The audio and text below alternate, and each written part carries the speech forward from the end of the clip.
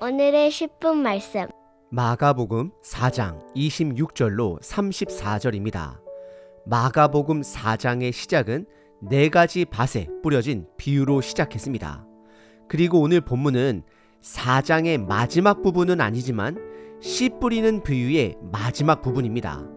씨 뿌리는 비유는 하나님 나라를 드러내기 위함입니다. 큰 그림은 다음과 같습니다. 예수님은 큰 무리들에게 그리고 종교 지도자들에게도 이 씨 비유는 선포하지만 그 비유에 대한 설명은 예수님 곁에 끝까지 남은 자들, 제자들처럼 하나님 나라에 관심이 있는 자들에게는 한적한 곳으로 이동하셔서 그곳에서 풀어 설명해 주셨습니다.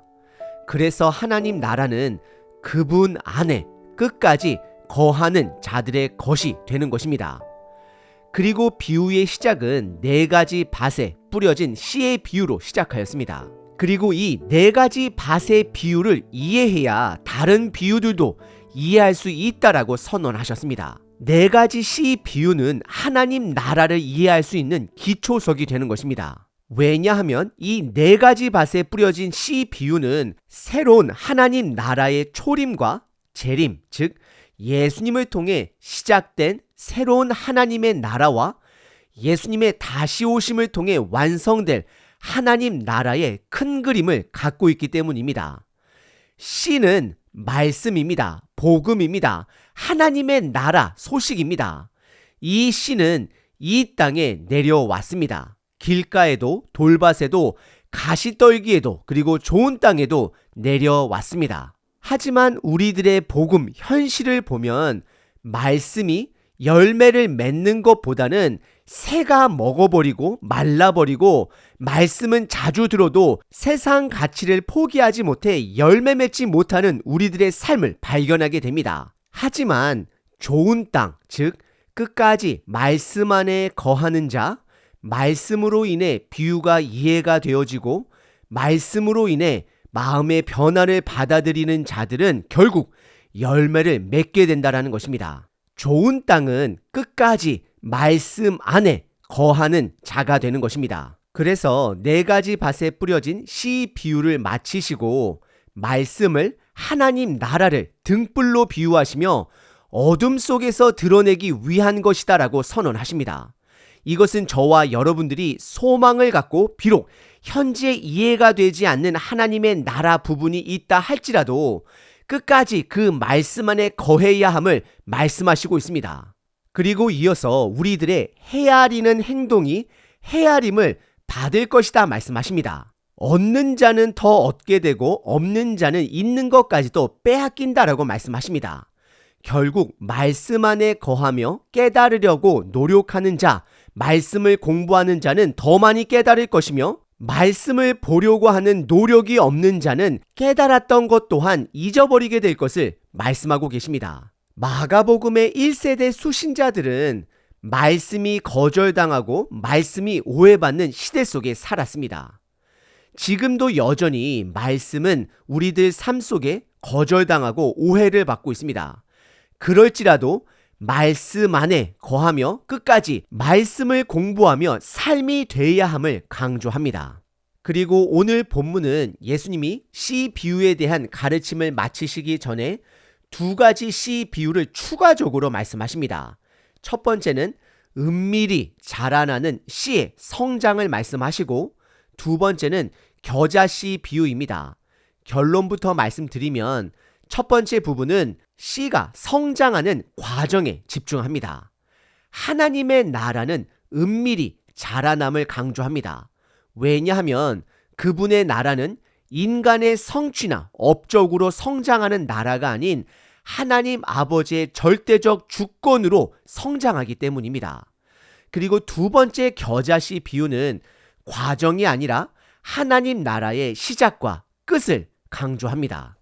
시작은 작은 씨로 시작을 하지만 결과는 새들이 쉴 수 있는 가지가 나무가 될 것을 말씀하십니다. 오늘 본문을 통해 비록 하나님의 나라가 내 삶과 공동체에 더디게 보이고 성장할지라도 하나님의 주권을 신뢰함으로 끝까지 그 나라에 거하시는 저와 여러분 되시길 바랍니다. 오늘 본문은 크게 두 부분으로 나눌 수 있습니다. 첫 번째는 은밀하게 자라나는 씨의 성장입니다. 두 번째는 겨자씨 비유입니다. 첫 번째 부분은 은밀하게 자라는 씨의 성장입니다. 26절부터 29절입니다. 또 이르시되 하나님의 나라는 사람이 씨를 땅에 뿌림과 같으니 27절. 그가 밤낮 자고 깨고 하는 중에 씨가 나서 자라되 어떻게 그리 되는지를 알지 못하느니라. 28절.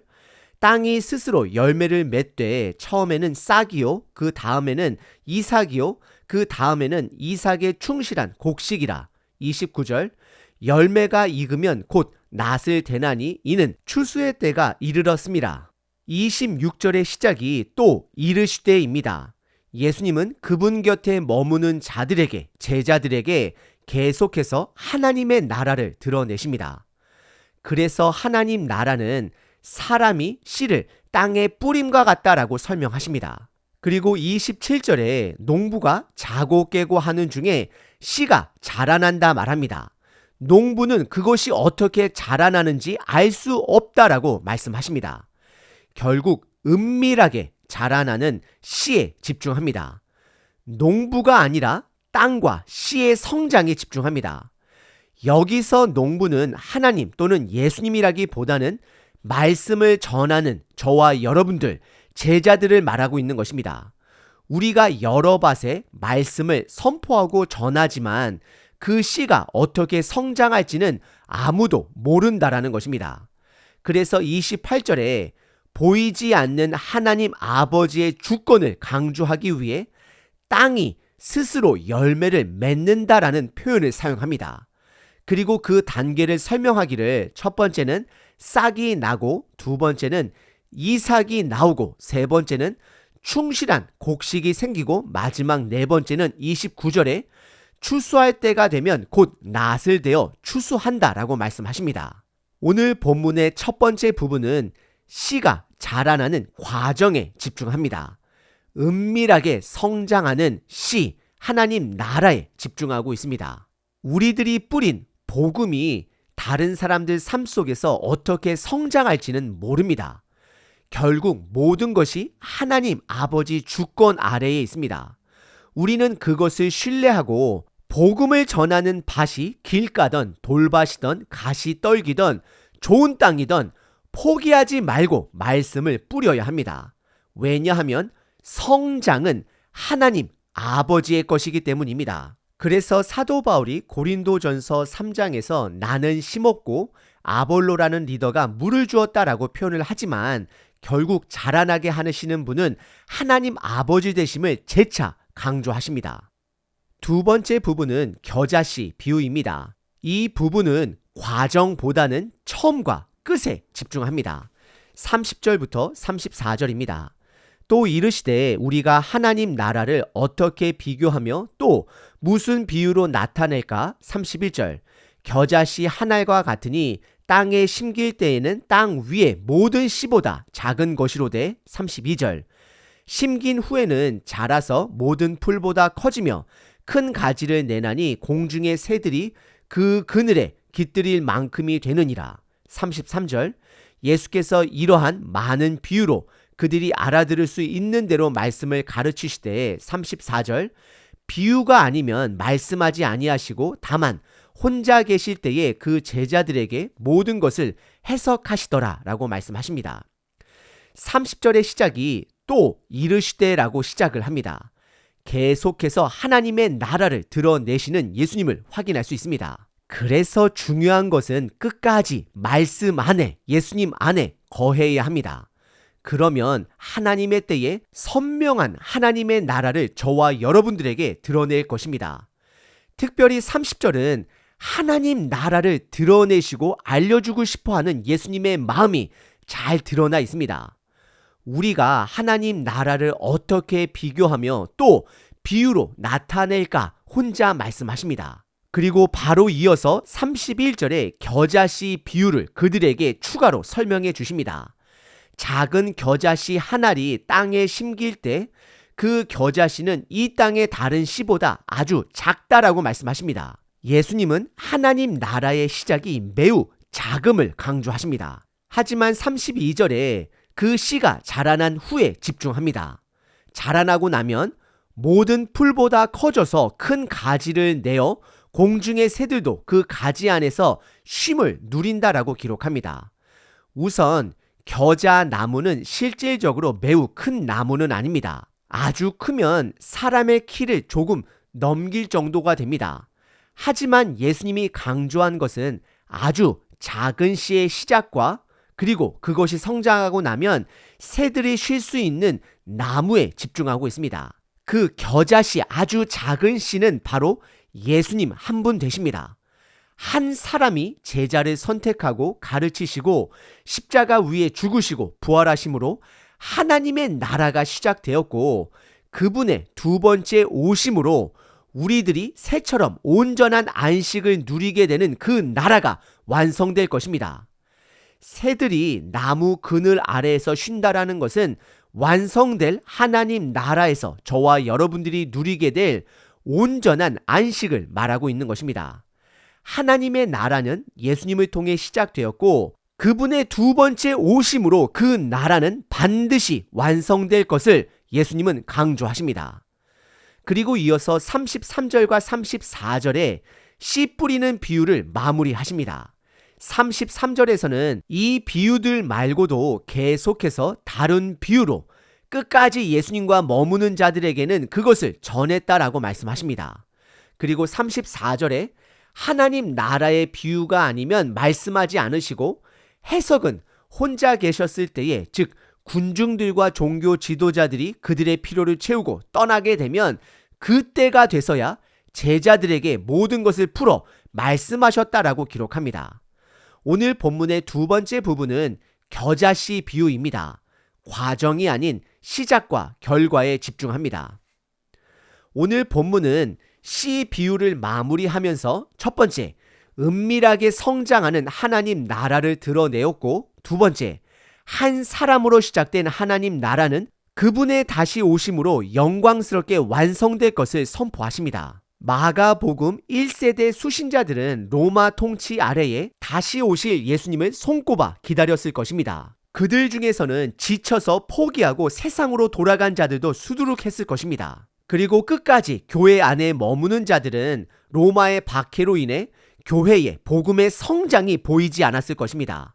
그래서 오늘 본문이 비록 우리들 눈에 그 성장이 안 보일지라도 하나님의 나라는 은밀하게 성장할 것이고 중단 없이 완성을 향해 확실하게 드러날 하나님의 나라가 될 것을 선포하고 있습니다. 이것은 저와 여러분들에게도 동일하게 큰 위로가 됩니다. 우리들이 아무리 노력해도 최선을 다해도 교회의 공동체 안에 아무 일도 안 일어나는 것처럼 느낄 때가 많습니다.